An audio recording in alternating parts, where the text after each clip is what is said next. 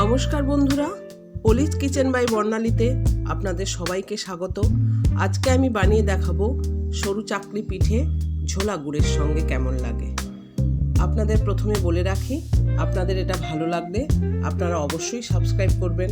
Subscribe করলে আপনাদের নোটিফিকেশানে সবার আগে আমার সহজ পদ্ধতিতে রান্নাগুলো পৌঁছে যাবে। এবারে দেখুন আমি এই সরু চাকলি পিঠেটা কিভাবে বানাই। সরু চাকলি পিঠে বানাবার জন্য লাগবে 6 ঘন্টা ভিজিয়ে রাখার পরে চালটা আমি বেটে রেখেছি, চালের বাটা। নারকেলটাও আমি কিন্তু বেটেই নিয়েছি, নারকেল কোড়া নয়, নারকেলটা বেটে নিয়েছি। লাগবে নুন, অল্প চিনি, প্রয়োজন মতো অল্প ময়দা এবং সাদা তেল। আমি এবার মিশ্রণটা মেখে নিই। একটা মিক্সিং বোল নিয়েছি, মানে একটা বাটি নিয়েছি। এই বাটির মধ্যে একটু বাটা চালটা তুলছি।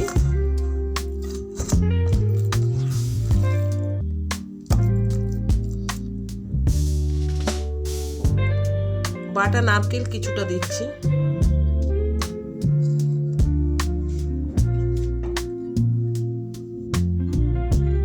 অল্প একটু চিনি, অল্প একটু নুন দিলাম, একদম সামান্য চিনি দিলাম। এবার এটাকে জল দিয়ে আমি মেখে নেব, মেখে একটা ব্যাটার তৈরি করব। এর মধ্যে অল্প অল্প করে জল ঢেলে ব্যাটারটা তৈরি করতে হবে। জলটা যাতে সব জায়গায় ভালোভাবে মেশে, সেই জন্য আমি হাত দিয়েই মাখছি।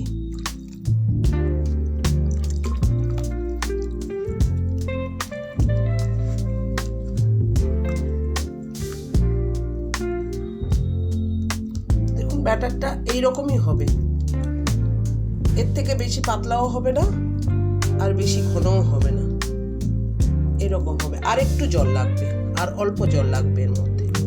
সরু চাকলি তো একটু জাল জাল পাতলা পাতলা টাইপের পিঠা হয়, এর মধ্যে আর একটু জল লাগবে।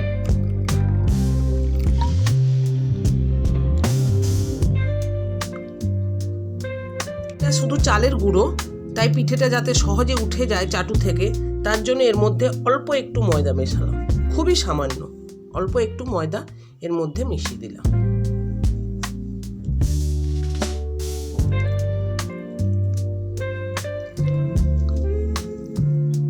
দেখুন বন্ধুরা, ব্যাটারটা ঠিক এইরকম হবে, খুব বেশি পাতলা নয়, খুব বেশি মোটাও নয়। আমি এর মধ্যে আরো অল্প একটু ময়দা মিশিয়েছি। এবার আমি ভাজা শুরু করব। সাদা তেলটার মধ্যে অল্প একটু জল মিশিয়ে নিয়েছি চাটুতে দেওয়ার জন্য। চাটুটা গ্যাসে বসিয়ে চাটু গরম হয়ে গেছে। এবার এর মধ্যে জল মেশানো সাদা তেল একটু ব্রাশ করে দেব।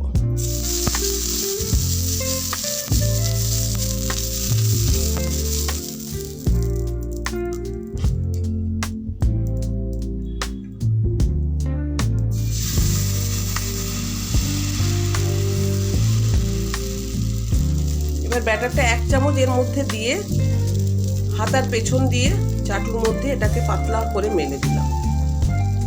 যতটা পাতলা করতে পারবেন ততই এর স্বাদটা ভালো হবে।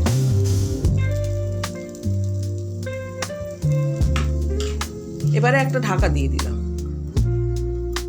40 সেকেন্ড বাদে আমি এই ঢাকাটা খুললাম, খুলে আস্তে আস্তে এটাকে তুলছি।